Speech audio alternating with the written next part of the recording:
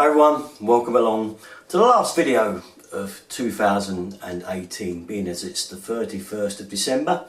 And what else to finish on than my old favourite, a review of another new really grand solar light.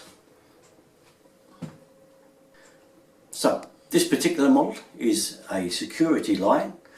Really like it because you can also just have it as a light that comes on and stays on for a good long spell. This one's got a little twist in the towel that I will tell you about shortly, which is why I really like it. But as you can see, it's nice and big. It's got 79 LEDs in it, which is really bright. And I like the fact it's got a full-on emergency mode, so if you just want to switch it on, you can even take it off wherever you got it mounted and use it as a torch, which is another little handy item I like. But anyway, we'll take a closer look at it now. Here then is what you get in the box. A lovely thank you card, a fixing kit, some fixing brackets. I'll show you how they go in a minute. There's some different methods of fixing it, and this is the fixing kit that comes with it. The product information card, a little booklet on how to fix it and its instructions on use, and of course something really different that you probably won't see in one of these before, not many, a USB charging lead. And that's because this particular one you can charge up with normal charger.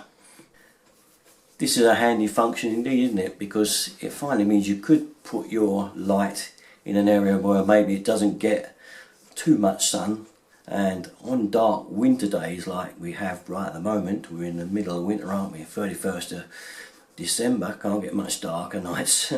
We got not a lot of light, and this is when the solar falls down here in England, doesn't it? We don't get enough light to keep those going. So to me this is a real great idea to boost those lights back up just during these times when the light isn't fantastic, we're not getting a lot of sun. A good boost to a good light. I think this is a function that all of them should have, I reckon. And it's a shame they don't. Right, product instruction and information. Mainly I like to give you the information. I'm not going to dawdle on it too long. You can read this. If you want to read it slowly, just pause the video, okay, and read it through. But that's all the specification on the actual light unit itself. On to the controls of the unit. As you can see, the light is flashing there. Means it could do with a charge. It's only just come out of the box, so it's not charged up fully yet, so I can at least now charge it up with the USB lead to give it a good start before we even begin the day of where it's going to go and how much sun it's going to get. We can give it a boost. This light, this is the overriding button. This is the one that does all the modes, so we're going to change it over to there. Okay, that's the off button where it is at the moment. This one is full auto. By that I mean when someone comes in, the area detection, which by the way is 26 feet, has 120 degree wide arc on it of detection as well, which is quite large, so that means a good detection rate for me. The next setting is one where I like, it's a low light that comes on when it gets dark, but if you move in the detection range it fires up to full strength. So that is quite handy because you've got a little low light there as well.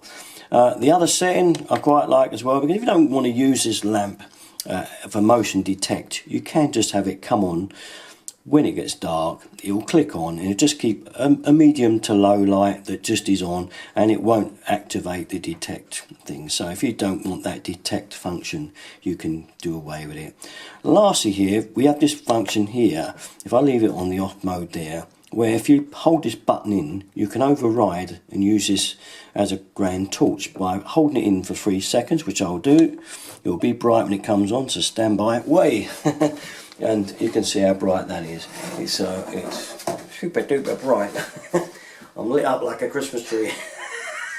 That is bright. Okay, it's just an emergency function, but if you want a bright torch, there's another function for it, you know. Just saying. Handy though to have all those modes. I can't see it now to get it off because it's so bright. There it is. Whew. That's bright. So let's get it fixed up, shall we? fixings. Before I do go fixing it up somewhere, I'll just show you these fixings that I was going to tell you about. As you can see, we've got hooks on the back of here. This is a very novel way. If you've got somewhere you want to hook it up with these, this is quite novel because you stick them in there and just pull them up the back of that and it's hooked in. There you go, click, and that's in there. So you can just turn it, I mean obviously that way, and hook it over a fence. You've got one for the other side. So if you've got somewhere like that, you can hook it and then just take it off when you want to charge it indoors if you've had no sun for a while. So that's really makes that useful function of the USB charging really useful. So that's quite a good mode. There's obviously the usual screws, and through here. So we're going to go through, which is probably the one I'll use, and screw it through. So that function, and also you've got another idea with nuts and bolts and a washers, which you can push through into there again, or you can bolt it through there and bolt those through with the bolts, like so. Very easy. Okay, so there's a few different methods you can use. Personally, I always like them screwed through the holes on the actual housing, but a good idea if you want to be able to just get the thing off a fence or something, which that could be hooked onto, and bring it indoors to recharge it, especially if you're in an area where you want it somewhere there where there is no sun, it's north facing, but you'd really like it to light up a dark area at night. I think that could be very handy, because you could just hook it off the fence or wherever it is on, bring it indoors and give it a boost. Okay. And of course the other way you can do it, if it was screwed up, you could always use a battery power bank. If you didn't want to bring it in, just plug the battery bank in for a couple of hours and that will keep it going for a good long time again, if you didn't want to hook it off and bring it in. If you'd rather fix it up the way that I like to do it, through the main big holes. That's another useful thing, I think. I like it. I like the idea of a portable solar light myself. And I could just move it around the garden, have it wherever I want. We can, yeah, by using these we can just move it around where you like. You don't have to fix it up, you can use these brackets to hook it on wherever you want. Good idea, I think. There then is where I've decided to put mine. I do really put it there not to get too much light, just to see how long it will go with kind of really low light and not any direct sunlight on it. Kind of try it out, and also I can just shove a battery bank on it and charge that up if I need to. I have screwed it, but I probably may go back to using those brackets so I can just unhook it and whip it indoors if it needs extra boost. This is one of those places where obviously it's facing the wrong way around for the sun.